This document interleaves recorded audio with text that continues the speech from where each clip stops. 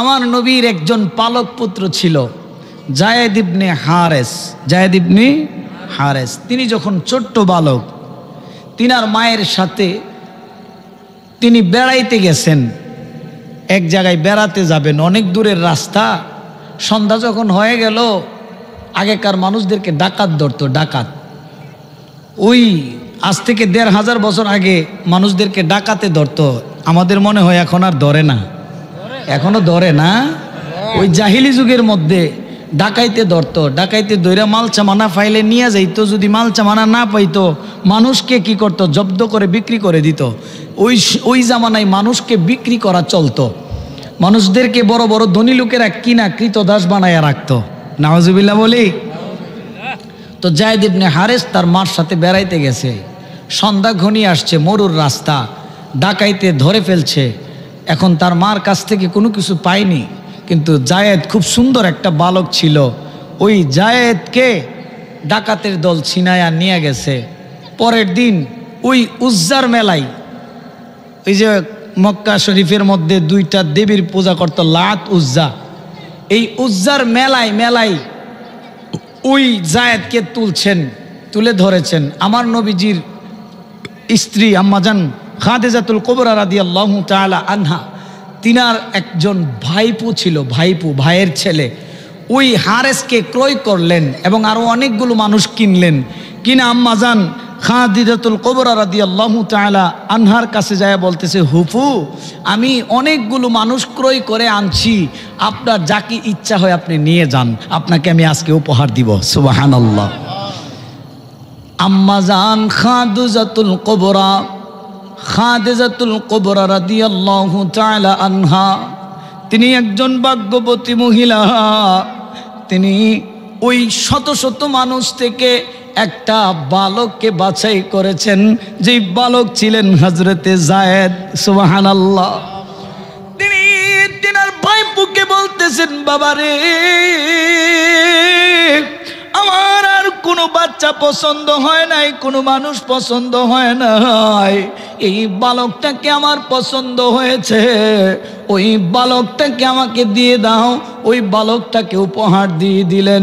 আম্মাজান খাদিজাতুল কুবরা দেখতে পাইলেন ওই বালকের বুদ্ধি অনেক সুন্দর, ওই বালকের চেহারা অনেক সুন্দর, বুদ্ধি অনেক ভালো, জ্ঞান অনেক সূক্ষ্ম।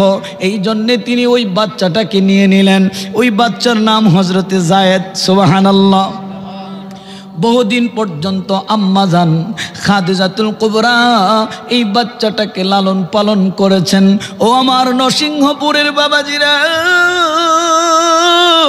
হঠাৎ করে আম্মাজান খাতুনে জান্নাত খাদিজাতুল কুবরা রাদিয়াল্লাহু তাআলা আনহার সাথে যখন আমার নবী পাক রাহমাতুল লিল আলামিনের বিবাহ বন্ধনে আবদ্ধ হয়, আম্মাজান খাদিজাতুল কুবরা যখন আমার মায়ার নবীর কাছে বিবাহ বসলেন, আমার নবীকে এই যায়েদকে উপহার দিলেন আমার নবীজির খেদমতের জন্য। সুবহানাল্লাহ। কেন বলছি কথাটা? যে আমার নবীর রহমতের চেহারা দেখলে অনেক বালক মা বাপকে ভুলে যাইতো। তিনি হলেন, আপনি আমার নবী রাহমাতুল লিল। ও তোমরা কে আমাকে দিবে খবর, কোন দিকে মদিনা, আর মনে মানে না গনবী, অগনবী আর মনে মানে না। সবাই আমার সাথে বলেন, ও তোমরা কে আমাকে দিবে খবর, কোন দিকে মদিনা, আর মনে মানে না গনবী, অগনবী আর মনে মানে না।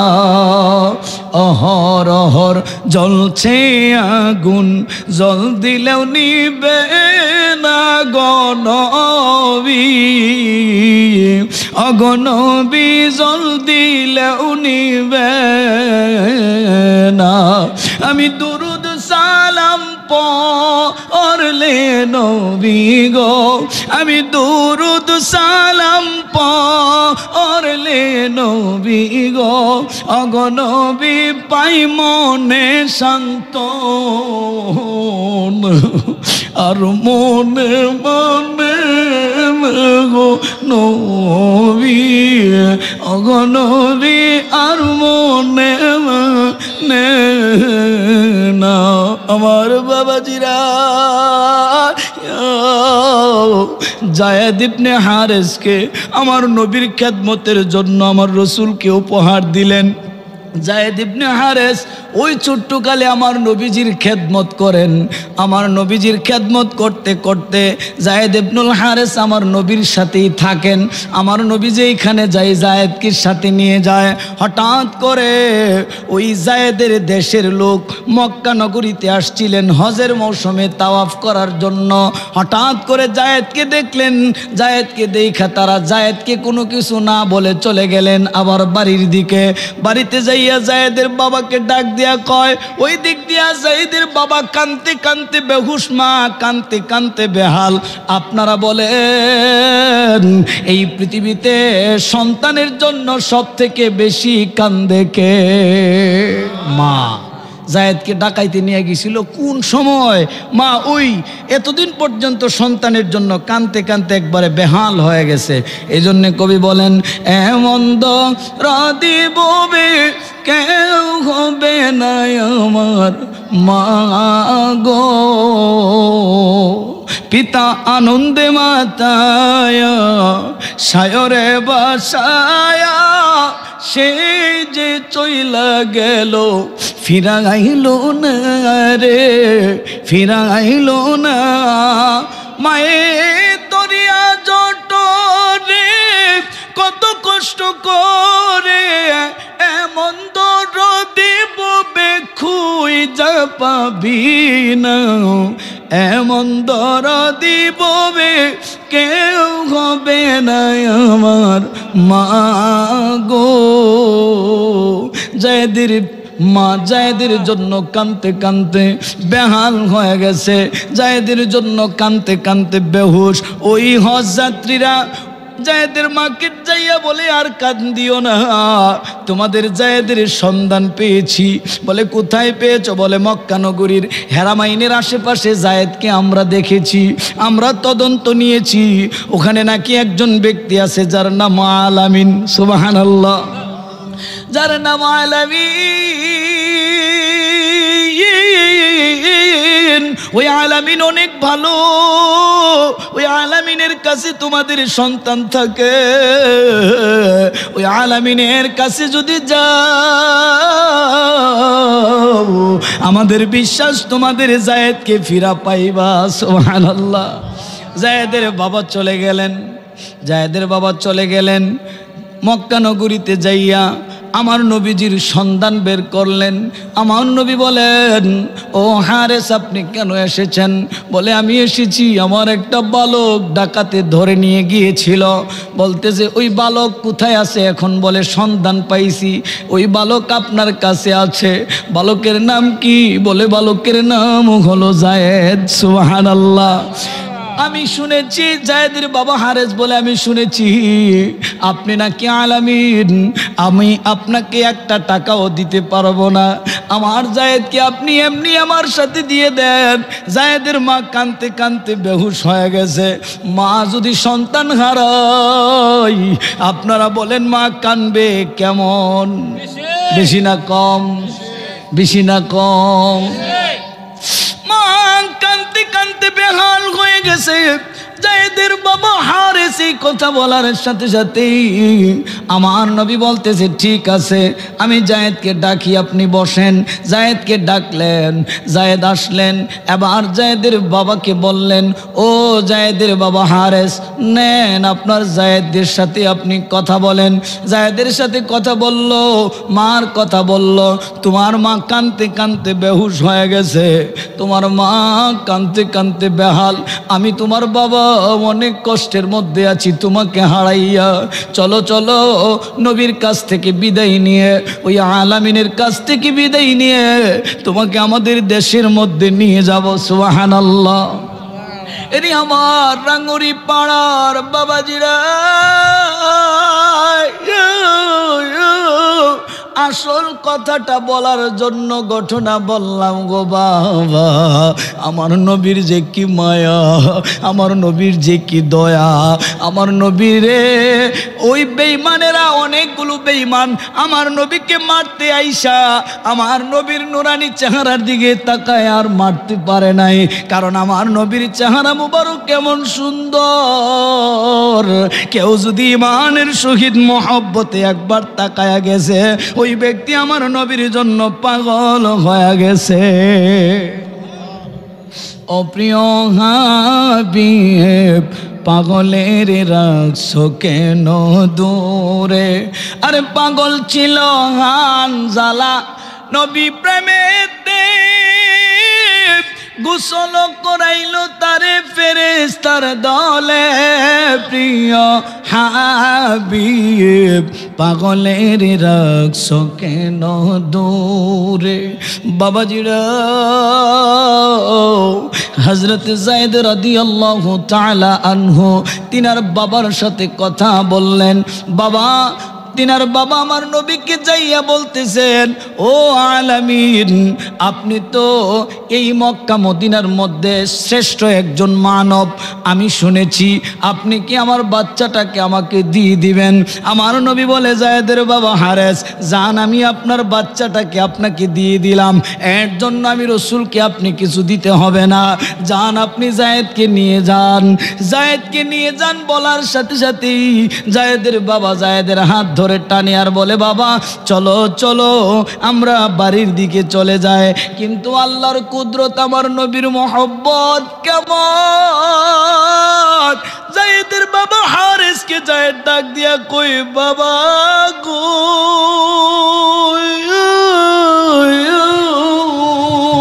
ও বাবা, আমি যায়েদ আপনার সাথে যাইতে পারবো না, আমি আপনার সাথে বাড়িতে যাব না। যায়েদের বাবা আশ্চর্য হয়ে গেলেন, বললেন, কেন রে বাবা? তোর মা কাঁদতে কাঁদতে বেহাল হয়ে গেছে, আমিও অস্তিত্বহীন হয়ে গেছি বাবা, আমরা তোর জন্য কাতর হয়ে আছি, তুই বাড়িতে গেলে তোর মা অনেক খুশি হবে, এখন তুই যাইতে চাস না কেন রে বাবা?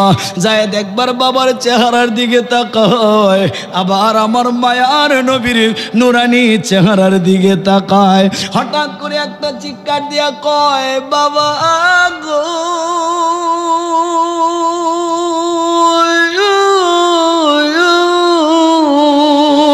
বাবা, আমি মারে না দেখা থাকতে পারবো, আমি বাবারে না দেখা থাকতে পারবো, কিন্তু আমার মায়ার নবী জিনার কাছে আমি এখন আছি, তিনারে একটা সেকেন্ড না দেখা আমি যায়েদ থাকতে পারবো না। আল্লাহু আকবার, ইয়া রাসূলুল্লাহ, ইয়া গাউসুল। এই জন্য আমরা পাগলরা বলি, নবীর প্রেম জালা জুড়ে না, জুড়ে না রে। ওরে মমিন, তোমরা আমার হইয়া জিজ্ঞাস কইর তারে, এত কেন পিক রীতের জ্বালা পুরাইয়া আমারে রে, আমার রসুলের প্রেম জ্বালায় অন্তরে আর সহে না, সঙ্গে না রে, জ্বালা জুড়ে না, জুড়ে না রে। ভালোবাসি বাজব নবী গো, আমরা যে আপনাকে দয়া করে একটুখানি দেখা দাও না, আমরা রে জ্বালা জোরে না, জোরে না রে। আমার রাঙ্গুনি পাড়ার বাবাজিরা, যায়েদ বললেন, বাবা আপনি বাবারে না দেখা থাকতে পারবো, আমার মারে না দেখা থাকতে পারবো বাবা, কিন্তু জিনার কাছে আমি এখন আছি, ওনারে একটা মিনিট না দেখা আমি যায় থাকা আমার পক্ষে সম্ভব হবে না, হবে না। সুবহানাল্লাহ। এই রসুলের প্রেম আমাদের অন্তরে দরকার আছে না নাই? আমার রসুল যদি একবার আপনি আমার সামনে চলে আসে, তাইলে আমার আর আপনার জীবন ধন্য হয়ে যাবে। রসুল আসতে পারে কি পারে না? রসুল আসতে পারে কি পারে না? আরে পাগল ছিল ওয়াইসাল করনি, জুব্বা দিলা তারিফ। আমরা পাগলা চাই না কিছু, চাই যে আপনাকে প্রিয় হাবিব। পাগলের রাখছো কেন দূরে ও প্রিয় হাবিব, পাগলের রাখছো কেন? আমার রাঙ্গুনি পাড়ার বাবাজিরা, আপনারা আমার আলোচনা প্রায় 3 বছর শুনেছেন। আমি এই বছর নিয়ে 3 বছর পর্যন্ত আপনাদের এলাকায় এসছি রে বাবা। 3 বছর যাবতীয় আমি যখনই আলোচনা করি তখনই কিন্তু আমি নবী নিয়ে আলোচনা করি। আপনাদের প্রশ্ন জাগতে পারে, হুজুর নবীর আলোচনা ছাড়া কি আপনি আর কোনো আলোচনা জানেন না? আমি বলবো বাবা, আলোচনা যদি শুরু করা যাবে, কিন্তু আমি নালায়েক বেআমলকারী বেইলমদারি লোক দ্বারা আলোচনা শেষ করার মতো কোনো সম্ভব না। কোনো আলোচনা শুরু করলে শেষ করতে পারবো না। কিন্তু রসুলের আলোচনা যতই করি আমার অন্তরাত্মার মধ্যে ভালো লাগে। এই জন্যে আমি রসুলের শানমান বর্ণনা করি।